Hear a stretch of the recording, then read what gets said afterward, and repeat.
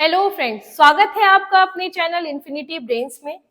आज हम देखेंगे क्लास 12 एमपी बोर्ड अकाउंट्स का चैप्टर नंबर 6 कंपनी अकाउंट्स। देखिए, पार्टनरशिप बिल्कुल अलग हो जाता है। पार्टनरशिप जब हम पढ़ते हैं तो उसके जितने भी स्टार्टिंग के 4-5 चैप्टर्स हैं वो सारे पार्टनरशिप रिलेटेड हैं। तो उसी तरीके से जब हम यहाँ कंपनी अकाउंट शुरू करेंगे तो कंपनी अकाउंट में शेयर, इसका फॉरफीचर, रीइश्यू और उसके साथ ही डिबेंचर, ये तीनों जो टॉपिक है ये पूरा हमारा कंपनी अकाउंट का पार्ट है। तो यहाँ से हम एक तरीके से पिछला जितना भी पढ़ा है उससे बिल्कुल अलग कॉन्सेप्ट को लेते हुए हम यहाँ पे स्टार्ट करेंगे। तो देखिए, सबसे पहले बता देते हैं कंपनी अकाउंट में क्या क्या चीजें होती हैं। शेयर अगर इशू हो रहा है, देखिए शेयर जब भी इशू कर रहे हैं तो शेयर के लिए हम क्या करते हैं, मान लीजिए कोई भी कंपनी है तो वो कंपनी पहले इन्विटेशन देती है अपने जो भी उनके सब्सक्राइबर्स होते हैं या जो भी उनके शेयर होल्डर्स होते हैं कि आपको इतना इनवाइट कर रही है कंपनी कि अगर इतने शेयर्स हम चाह रहे हैं इशू करना। तो अब इसके ऊपर डिपेंड करता है कि कौन से सब्सक्राइबर्स इसको ले रहे हैं या कौन से जो शेयर होल्डर है वो कंपनी के जो शेयर्स है वो परचेज कर रहे हैं। तो कभी भी ऐसा हो सकता है कि कंपनी ने 1000 शेयर के लिए इनविटेशन दिया हो, लेकिन हो सकता है उससे ज्यादा के लिए रिक्वेस्ट आ गई हो या हो सकता है उससे कम के लिए रिक्वेस्ट आ गई हो। तो वो अलग अलग केसेस है, अंडर सब्सक्रिप्शन और ओवर सब्सक्रिप्शन का। अभी हम सिंपल केस पढ़ेंगे जो पहला क्वेश्चन है, जिसमें हम देखेंगे कि जितना कंपनी ने इनवाइट किया था उतने के लिए ही एप्लीकेशन रिसीव हुआ है और उसके बाद वो जो शेयर्स हैं, मान लीजिए एक शेयर होती है, उसकी पार वैल्यू होती है। पार वैल्यू जितनी भी होगी 10, 100, 1000, ये कंपनी टू कंपनी वेरी करती है, कंपनी अपना डिसाइड करती है। तो फॉर एग्जांपल अगर हम ले लेते हैं कि एक शेयर है, एक शेयर का वैल्यू जो है वो 10 रुपए है, इसकी ये एट पार वैल्यू जो है वो 10 रुपीज है। 10 रुपीज हुआ। अब जरूरी नहीं है कि कंपनी अपने शेयर होल्डर से जितना भी है 10 रुपए एक बार में ही डिमांड कर ले, क्योंकि जो भी शेयर होल्डर होते हैं वो 1 या 2 शेयर्स परचेज नहीं करते हैं, वो बहुत ज्यादा 100 या 1000 शेयर परचेज करते हैं। तो उसके लिए जब हम 100 और 1000 अमाउंट का इससे 10 से मल्टीप्लाई करेंगे तो बहुत ज्यादा हो जाएगा अमाउंट। इसलिए कंपनी क्या करती है, इनको इंस्टॉलमेंट्स में डिवाइड कर देती है कि कुछ अमाउंट आप हमको एप्लीकेशन के टाइम पे दे दीजिएगा, उसके बाद कुछ अमाउंट जब हम आपको शेयर्स अलॉट कर देंगे उस टाइम पे दे दीजिएगा, उसके बाद जो रिमेनिंग अमाउंट बच रहा है उसको आप 1 इंस्टॉलमेंट 2 इंस्टॉलमेंट में आप दे सकते हैं। तो जो अलॉटमेंट के बाद के इंस्टॉलमेंट्स होते हैं उसको हम कॉल मनी बोलते हैं। तो देखिए, इसको हो सकता है कि इसको कैसे बाइफर्केशन हो सकता है, इसका मान लीजिए कि कंपनी जो है उसको 2 रुपए एप्लीकेशन के टाइम पे मांग ले कि भाई आप जितने भी शेयर्स, मान लीजिए कोई ए इंसान है जिसने 1000 शेयर्स परचेज किए हैं, तो अगर 1000 शेयर परचेज कर रहा है तो उसको 1000 इंटू 2 मतलब कि 2000 रुपीज जो है वो एप्लीकेशन के टाइम पे देना रहेगा। फिर कंपनी बोल रही है कि हो सकता है आप 3 रुपए जो है जब हम आपको शेयर अलॉट कर दें, अभी सिर्फ एप्लीकेशन हुआ है, अब अगर हम आपको शेयर अलॉट कर देंगे तो आप अलॉटमेंट के टाइम पर हमको 3 रुपए के हिसाब से दे दीजिएगा। तो वो व्यक्ति जो है वो 1000 इंटू 3 मतलब कि 3000 रुपीज अलॉटमेंट के साथ देगा। उसके बाद कंपनी अब चाहे तो 5 रुपए डायरेक्ट, 5 रुपए बचे, 3 और 2 पहले ही ले लिया, 5 रुपए बचे, तो हो सकता है 5 रुपए को एक साथ मांग ले या फिर हो सकता है इसको 3 और 2 करके मांग ले। पॉसिबल है, वो कंपनी के ऊपर डिपेंड करता है। तो जो भी लास्ट कॉल होगा उसके आगे हम फाइनल कॉल लगाते हैं। अगर पूरे 5 रुपए एक बार में ले लेती है तो इसको हम, ये पहला कॉल है तो इसको हम फर्स्ट कॉल बोलते हैं, फर्स्ट कॉल जो। और अगर यही फाइनल होता तो first and final call word use करते हैं। और अगर कंपनी दूसरा कॉल भी कर रही है तो इसके लिए हम ये यूज करेंगे सेकेंड एंड फाइनल कॉल। जो भी लास्ट कॉल होती है उसके आगे फाइनल कॉल वर्ड लगाते हैं। अब कंपनी जो है इसको 4 इंस्टॉलमेंट्स में जो है शेयर्स के पैसे ले रही है, तो अब उसी की हमको जर्नल एंट्रीज करनी होती है। एप्लीकेशन के टाइम पर जो शेयर होल्डर होता है वो पैसे पहले देता है, उसके बाद अभी भी कंफर्म नहीं है कि उसको शेयर्स अलॉट होंगे ही होंगे, लेकिन कंपनी के पास एप्लीकेशन के पैसे जो है वो पहले आ जाते हैं, उसके बाद वो उस पैसों को शेयर कैपिटल में ट्रांसफर करती है। लेकिन बाकी सारे केसेस में पहले ड्यू करती है, इसका मतलब कि पहले जो अलॉटमेंट मनी होगा उसको शेयर कैपिटल में ट्रांसफर करेगी, उसके बाद उसके पैसे रिसीव करेगी। लेकिन सिर्फ एप्लीकेशन के साथ ऐसा है कि पहले पेमेंट रिसीव कर लेती है कंपनी, उसके बाद उसको शेयर कैपिटल में ट्रांसफर करती है, जिसको हम ड्यू बोलते हैं, कि हमने अभी शेयर कैपिटल में या ड्यू वाली जो एंट्री है वो की है। तो देखिए जर्नल एंट्री, अगर ये 4 केसेस हो रहे हैं, इन 4 केसेस के हिसाब से अगर जर्नल एंट्री होती है तो जर्नल एंट्री क्या क्या होगी। देखिए सबसे पहले हमारी जो जर्नल एंट्री अगर है एप्लीकेशन की होती है, सबसे पहली तो बैंक जो सबसे पहले कंपनी होती है उसके पैसे रिसीव कर लेती है, तो जर्नल एंट्री हमारी होती है bank account debit to share application account.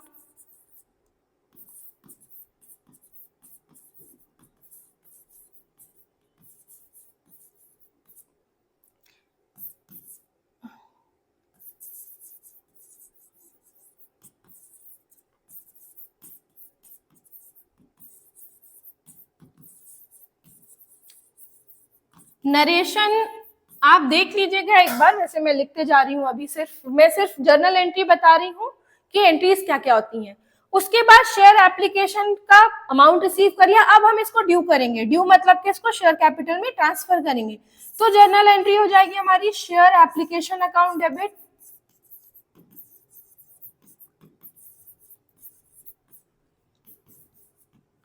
To share capital account.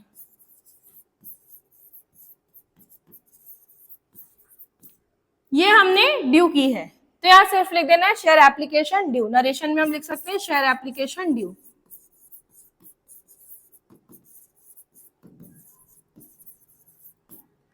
उसके बाद ये पहली एंट्री हो गई, ये दूसरी एंट्री हो गई।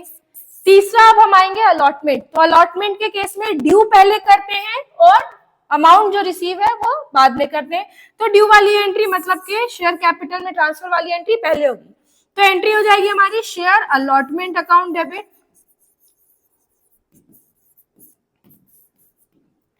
To share capital.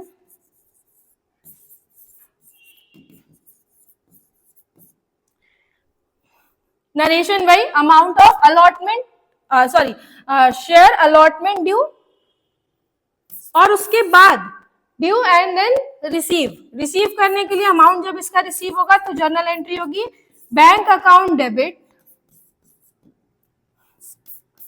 To share allotment account.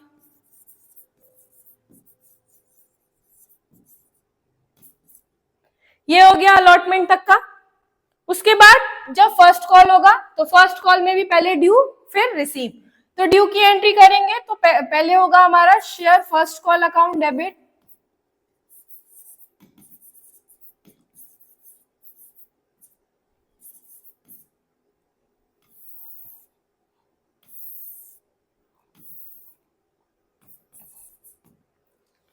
To share capital account, और फिर रिसीव की entry bank account debit to share first call,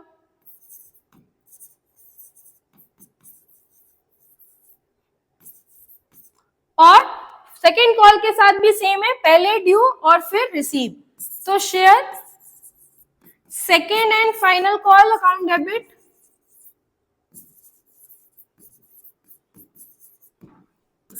to share capital,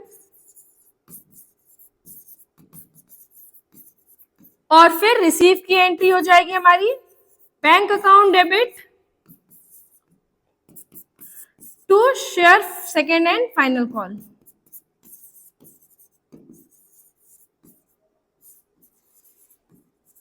ये हमारी जर्नल एंट्रीज होंगी। देखिए ज्यादातर केसेस में जर्नल एंट्री जो है इश्यू ऑफ शेयर में यही होती है, अगर बस बीच में प्रोराटा अलॉटमेंट या calls in arrear and calls in advance है, बस उसी में एंट्रीज जो है थोड़ी बहुत चेंज होती हैं, अदरवाइज ये जो 8 एंट्रीज हैं ये ऐसी की ऐसी होती हैं। अगर final second and final call है तो 8 एंट्रीज होंगी, और अगर फर्स्ट एंड फाइनल कॉल है तो 6 एंट्रीज ही होंगी। उसके बाद 1-2 केसेस और आते हैं, लेकिन ये जो एंट्री है ये आप लाइन बाय लाइन याद कर सकते हैं, याद कर लीजिए, नहीं तो समझना है तो समझ लीजिए। सिंपल सा कॉन्सेप्ट है, एप्लीकेशन का अमाउंट पहले रिसीव होता है, ड्यू बाद में होता है, और बाकी सब केसेस में अलॉटमेंट एंड कॉल में ड्यू पहले होता है और अमाउंट बाद में रिसीव होता है। हर इंस्टॉलमेंट के लिए हम 2-2 एंट्रीज करते जाते हैं, ड्यू एंड रिसीव की। तो अब देखिए पहला क्वेश्चन हम देखते हैं यहाँ पर। ये तो हो गया बेसिक सा। एक कभी मैं इसमें वैसे तो शेयर में अगर इंट्रोडक्शन देने जाएं तो बहुत सारी चीजें हैं, टाइप्स ऑफ शेयर हो जाता है, उसके बाद शेयर का डिफरेंस क्या होता है इक्विटी शेयर और प्रेफरेंस शेयर में, और भी बहुत सारी चीजें हैं। तो उसके लिए कभी थ्योरी की क्लास ले लेंगे। आज अभी न्यूमेरिकल अगर हम कर रहे हैं तो पहले न्यूमेरिकल देख लेते हैं। चलिए क्वेश्चन नंबर फर्स्ट हमारा बोल रहा है success limited issued 12,000 share of ₹100 each. The amount of share payable as 20 on application, 40 on allotment and 40 on first and final call. All amount have been duly received. Pass the necessary journal entries in the books of the company. Journal entry है तो journal का format बना लेंगे। Company account में हमको journal से ही deal करना है, तो जिन बच्चों का अगर जर्नल वीक होगा तो उनको काफी दिक्कत होगी।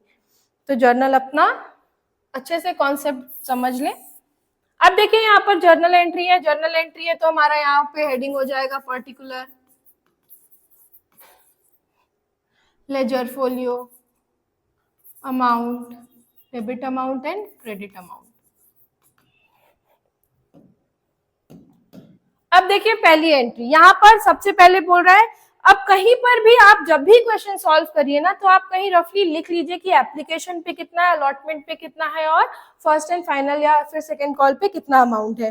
तो यहाँ 20 रुपए एप्लीकेशन पे है, तो यहाँ पर पहली एंट्री हमारी होगी bank account debit to share application account.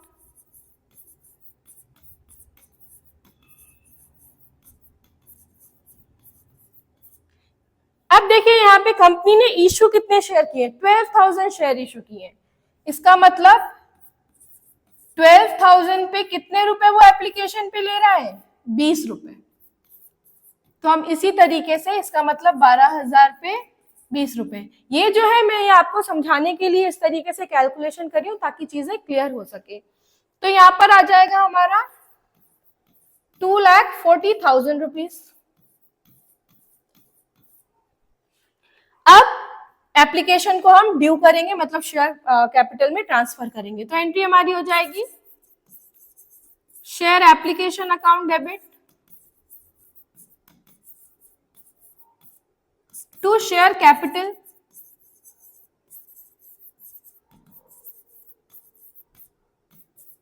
यही 2,40,000 ये हो गया।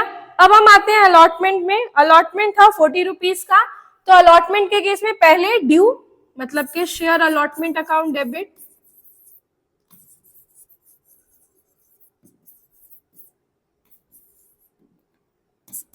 To share capital account. कितना अमाउंट जाएगा, 12,000 शेयर पे 40 रुपए के हिसाब से 4,80,000। उसके बाद लास्ट में दिया है all payments have been duly received, मतलब इसका पूरा पैसा आया है। तो एंट्री होगी bank account debit to share allotment account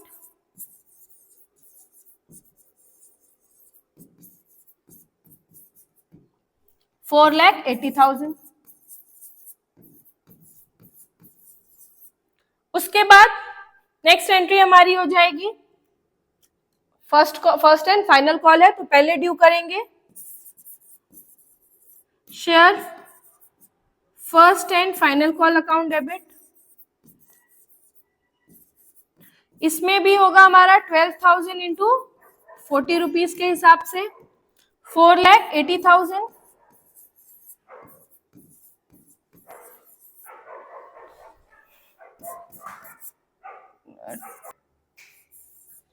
share capital account ये हो गया हमारा।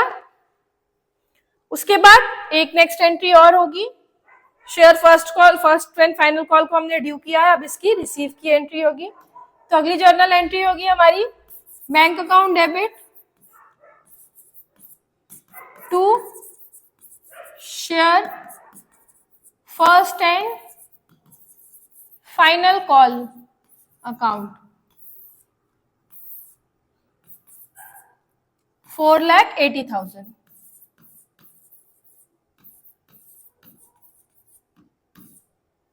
ये हमारा फर्स्ट क्वेश्चन यहाँ पे खत्म हो गया। नरेशन आप खुद से कर लीजिएगा एक बार को। उसके बाद अब अगले क्वेश्चन के साथ मिलते हैं अगले लेक्चर में। धन्यवाद। जय हिंद।